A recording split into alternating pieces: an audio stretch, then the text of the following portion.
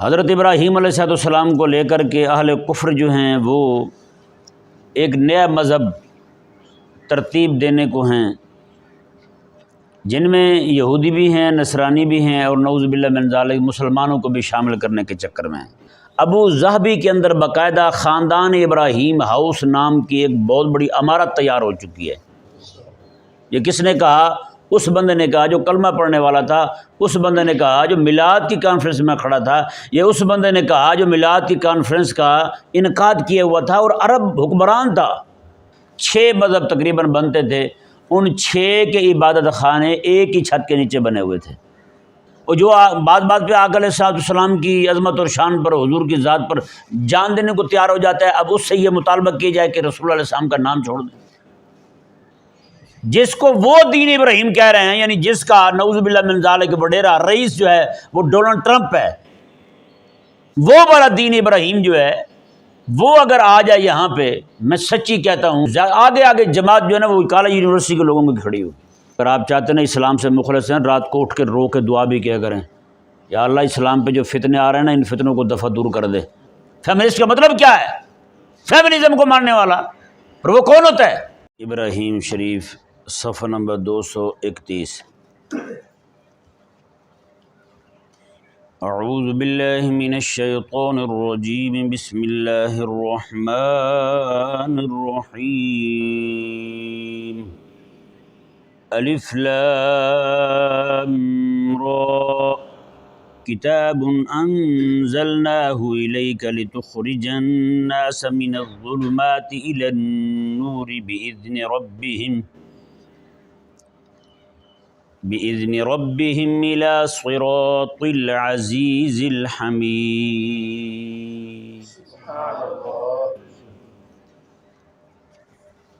سورہ ابراہیم شریف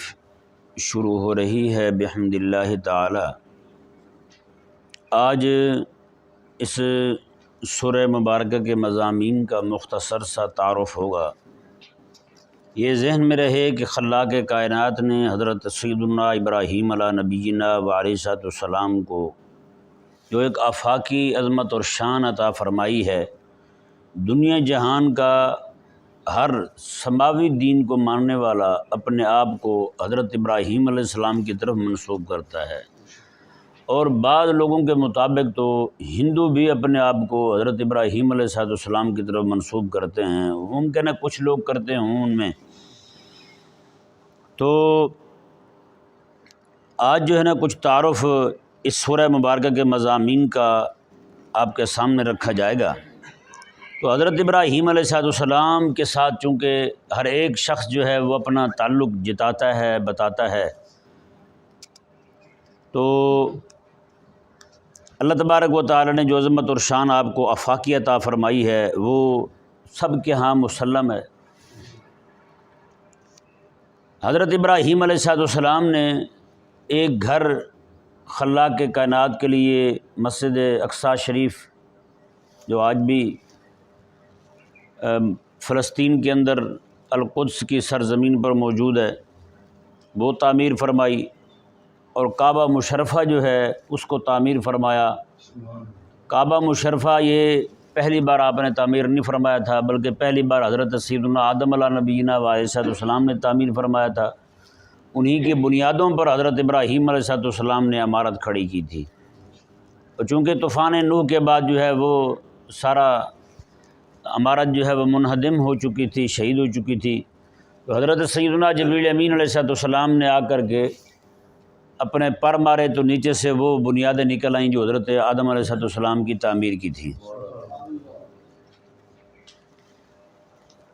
چونکہ تمام لوگ جو ہیں وہ اپنے آپ کو حضرت ابراہیم علیہ السلام کی طرف منسوب کرتے ہیں،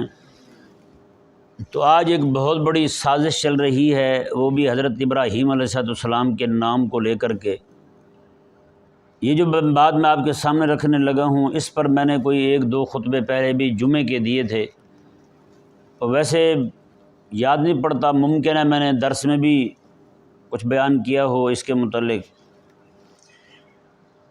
حضرت ابراہیم علیہ السلام کو لے کر کے اہل کفر جو ہیں وہ ایک نیا مذہب ترتیب دینے کو ہیں، جن میں یہودی بھی ہیں، نصرانی بھی ہیں، اور نعوذ باللہ من ذالک مسلمانوں کو بھی شامل کرنے کے چکر میں ہیں، مسلمان بھی شامل ہو جائیں۔ اور مسلمانوں میں اس وقت رکاوٹ جو ہے نا وہ لوگ ہیں جو علماء حق ہیں، اور وہ لوگ رکاوٹ ہیں جو علماء کے ساتھ بیٹھنے والے ہیں، اور باقی رہے لبرل سیکولر لوگ، ان کو دین کے ساتھ کوئی غرض و غایت نہیں ہے، ان کی کوئی غرض نہیں، منسلک نہیں ہے دین کے ساتھ، اور وہ لوگ جو حکمران ہیں اور نظریاتی نہیں ہیں وہ بھی سارے کے سارے اسی فکر کے ہیں، وہ بھی کہتے ہیں کہ ٹھیک ہے۔ اور وہ سوچ کیا ہے، یہ ابھی پچھلی بار بھی ٹرمپ آیا تھا جب عربوں میں، اس وقت بھی اس نے یہ بات رکھی تھی، اس بار پھر ٹرمپ نے وہ بات رکھی ہے عربوں کے سامنے۔ اور سعودی جو فرمانروا سلمان ہے، اس کا بیٹا جو ہے بن سلمان، وہ تو دماغی طور پر آمادہ ہے اس بات پر، اور باقاعدہ اس کی تبلیغ بھی کر رہا ہے کہ تینوں مذہب جو ہیں، یعنی یہودی، نصرانی اور اسلام،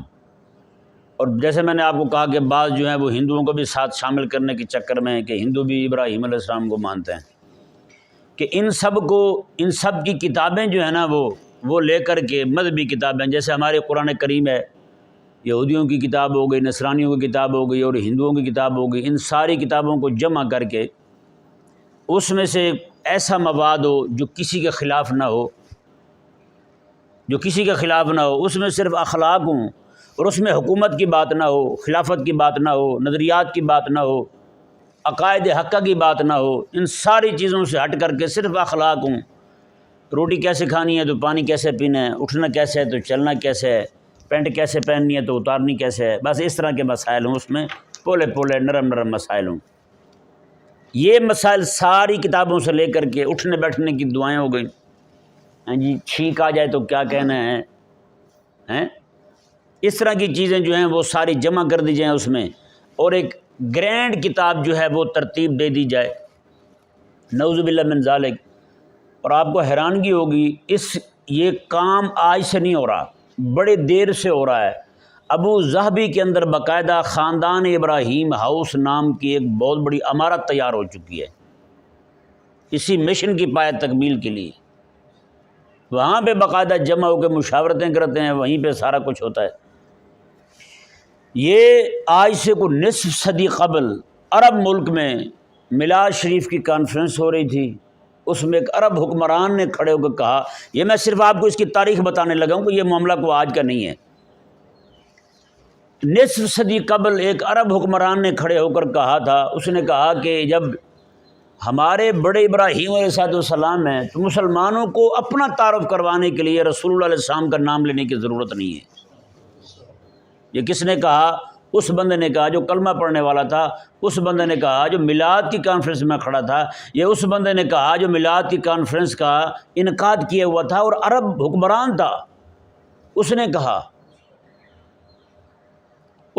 کہ رسول اللہ علیہ السلام کا تعارف کروانے کی ضرورت نہیں ہے۔ اس نے کہا کیونکہ آقا علیہ السلام کی ذات جو ہے وہ بعض لوگوں کے نزدیک محل نزاع ہے، یعنی لوگ جو ہیں وہ آقا علیہ السلام کا نام سنتے بدعکنا شروع کر دیتے ہیں جیسے یہودی نصرانی، تو کیوں نہ ہم ابراہیم علیہ السلام کا نام لینا شروع کر دیں تو معاملہ جو ہے نا وہ نیچے سے صاف ہو جائے ہمارا،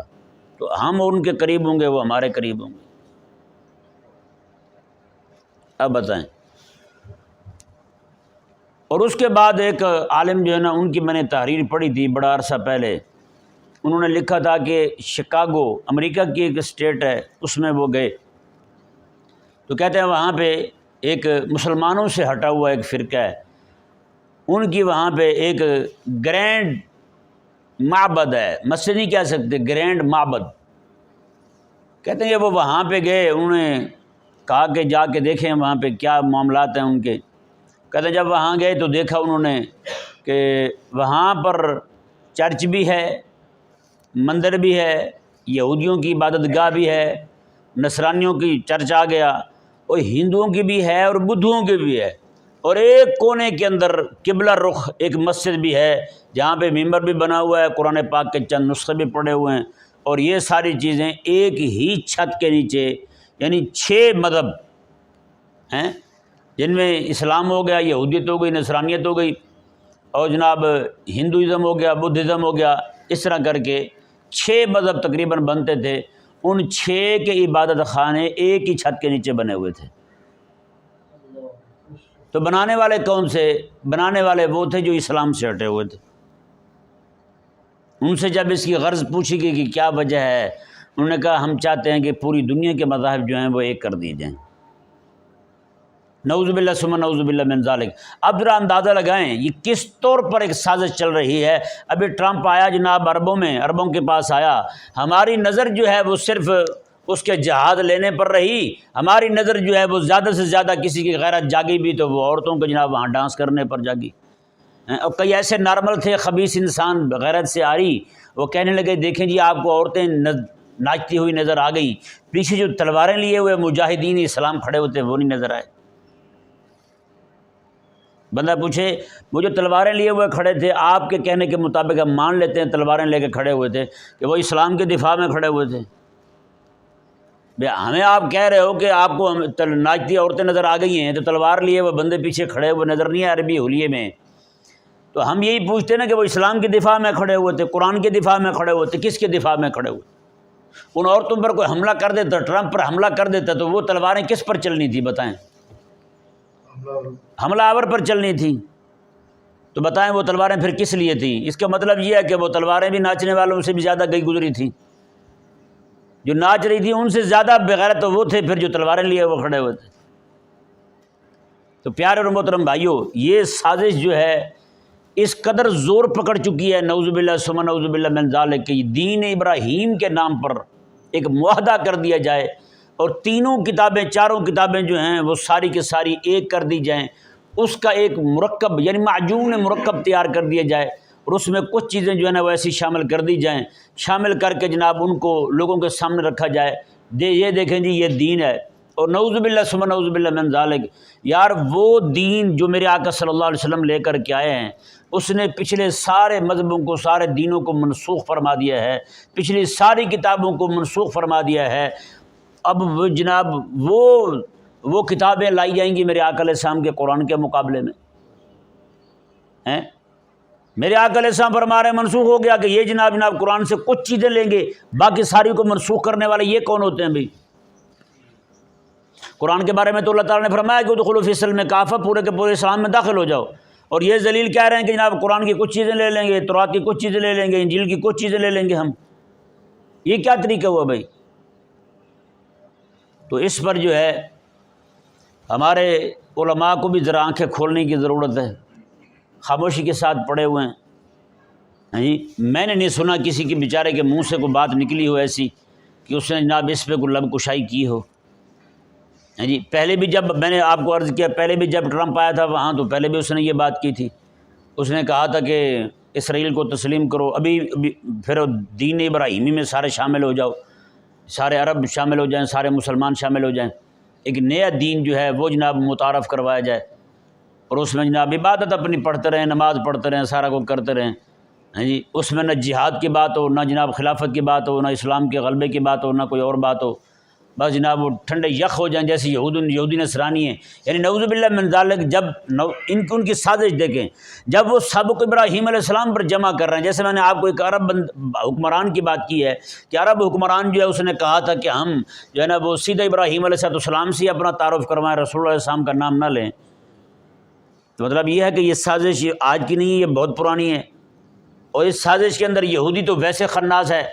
اس کو کیا لینا دینا حضرات انبیاء کرام علیہ السلام کی ذوات مقدسہ کے ساتھ یا ان کی تعلیمات کے ساتھ؟ اور نصرانی بھی ویسے ہی ہیں ہاں جی۔ نصرانی بھی تیار ہو سکتا ہے کہ اپنے نبی کا نام چھوڑ دے اور ابراہیم علیہ السلام کا نام لے، یہودی بھی تیار ہو سکتا ہے کہ اپنے نبی کا نام چھوڑ دے اور ابراہیم علیہ السلام کا نام لے۔ تو بتائیں مسلمان جو ہے نا وہ بھی تیار ہو سکتے ہیں اس بات پر؟ یار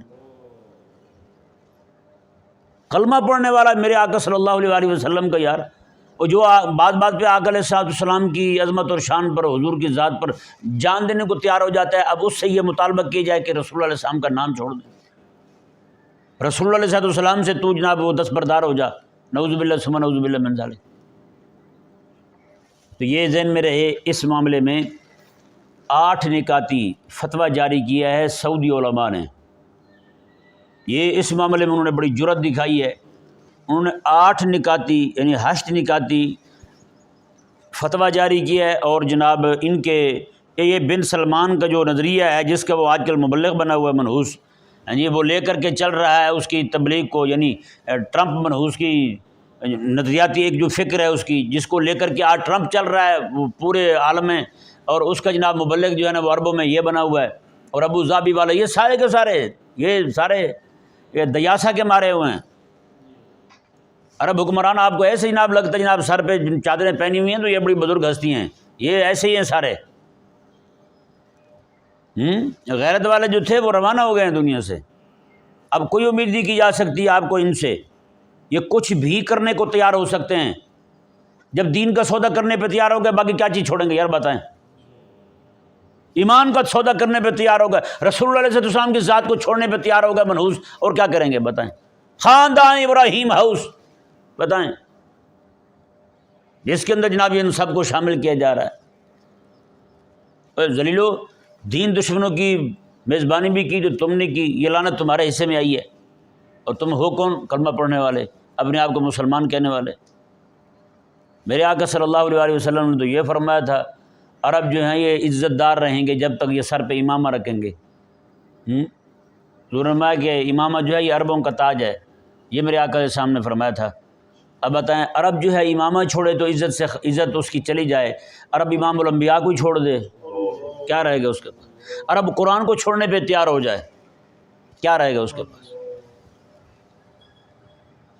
نعوذ باللہ من ذالک ثم نعوذ باللہ من ذالک۔ تو یہ بھائی سازش چل رہی ہے آج کل۔ اللہ تبارک و تعالی جو ہے وہ اہل اسلام پر رحمت والا معاملہ فرمائے، خیر مولا۔ میں قسم خدا کے کہہ رہا ہوں یہ قتل و غارت سے بھی بڑا معاملہ یہ والا۔ آپ کو نہیں پتہ کتنے لبرل جو ہیں ایک دم سے جناب جو آج کلمہ پڑھنے والوں میں بیٹھے ہوئے ہیں، چادریں پہنتی ہیں، برقعے پہنتی ہیں ان کی خواتین، ایک منٹ لگے گا جناب اکھڑ کے ادھر جا کھڑے ہوں گے۔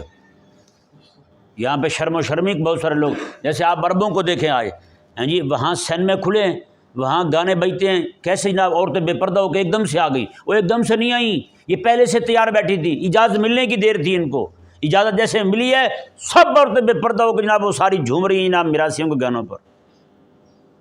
یہ ایسے تھوڑی ہوا یار، جس طرح کر کے یہ معاملہ ہوا، یہ میں نے آپ کو چھوٹی سی مثال دی ہے، جس طرح یہ معاملہ ہوا ہے نا اسی طرح کر کے بہت سارے لوگ تیار بیٹھے ہوئے ہیں۔ جیسے ابھی پچھلے دنوں ایران میں معاملہ ہوا تھا برقعے کا، کیسے عورتوں نے جناب اکٹھے ہو کے چوکوں میں کھڑے ہو کے برقعے جلائے تھے، معلوم ہے نا آپ کو؟ اس میں نے آپ کو بتایا بھی تھا، گفتگو بھی کی تھی اس پر میں نے ایک درس میں۔ تو یہ اندر ہی اندر تعلیم پہلے ہوتی ہے، اس کا اظہار اور اس پر عمل درآمد جو ہے وہ بعد میں ہوتا ہے، اور عمل درآمد ہمیشہ اجتماعی طور پہ ہوتا ہے، اور وہی ہوا ہے۔ اس طرح کر کے آج جناب اعلان ہو جائے سر عام یہ دین ابراہیمی کا، جس کا وہ مطالبہ کر رہے ہیں، دین ابراہیمی تو ہم ہیں، خاندان ابراہیم سے تو ہم ہیں، جس کو وہ دین ابراہیم کہہ رہے ہیں، یعنی جس کا نعوذ باللہ من ذالک وڈیرا رئیس جو ہے وہ ڈونلڈ ٹرمپ ہے، وہ والا دین ابراہیم جو ہے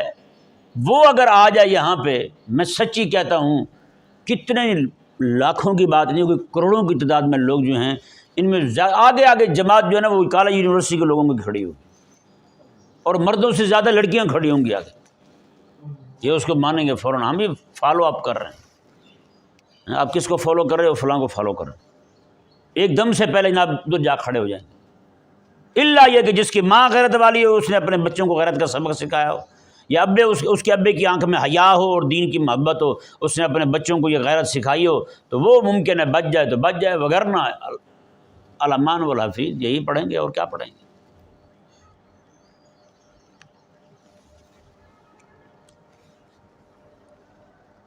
نعوذ باللہ من ذالک، وہ کون سا ایسا گدھا ہوگا، کون سا ایسا پاگل ہوگا جس کو ہندوؤں کی تعلیمات میں بھی اچھی تعلیمات ملیں اور جناب لا کر کے مسلمانوں پہ تھوپ دیں، بتائیں نا۔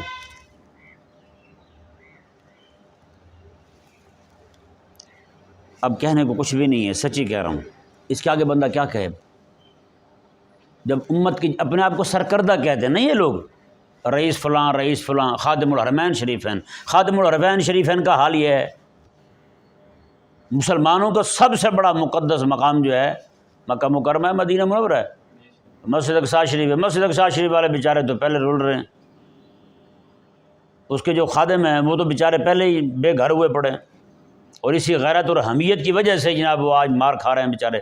اور یہ لوگ جو ہیں آج جناب جو تمہارے دین کا دشمن ہے، جو تمہیں تمہارے نبی سے دور کرنا چاہتا ہے، جو تمہیں تمہارے قرآن سے دور کرنا چاہتا ہے، اور تم اس کی مہمان نوازیاں کرتے پھرتے ہو۔ یہ میں اس وقت بھی بات کر سکتا تھا، ڈونلڈ ٹرمپ جب آیا تھا یہاں پہ، عربوں میں گھوم رہا تھا، گند کھا رہا تھا، لیکن میں نے کہا یہ سورہ ابراہیم شریف شروع ہونے والی ہے، بس بعد میں پھر وہ طبیعت کا مسئلہ ہو گیا، تو اس لیے درس جو ہے نا وہ لیٹ ہوتا آج تک بات بہرحال وہی ہر کام جو ہے نا وہ کہتے ہیں اے رضا ہر کام کا ایک وقت ہے، دل کو آرام ہو ہی جائے گا۔ ہاں جی، جب اللہ تبارک و تعالیٰ نے مقدر کیا وہ بات تبھی ہوتی ہے، اس سے پہلے تو کوئی بھی نہیں ہو سکتی۔ اللہ تبارک و یہ سارے نا میں سچی کہہ رہا ہوں، اگر آپ چاہتے ہیں اسلام سے مخلص ہیں، رات کو اٹھ کے رو کے دعا بھی کیا کریں، یا اللہ اسلام پہ جو فتنے آ رہے ہیں نا ان فتنوں کو دفع دور کر دے، مسلمانوں کے خلاف جو فتنے اٹھ رہے ہیں ان سب کو دفع دور کر دے، یہ آپ سب کے ذمہ لازم ہے۔ وگرنہ سچی کہہ رہا ہوں الحاد جو ہے نا وہ دروازے پہ نہیں کھڑا، اب اندر گھس چکا ہے۔ یہ جملہ بھی مجھے سمجھ نہیں آتا،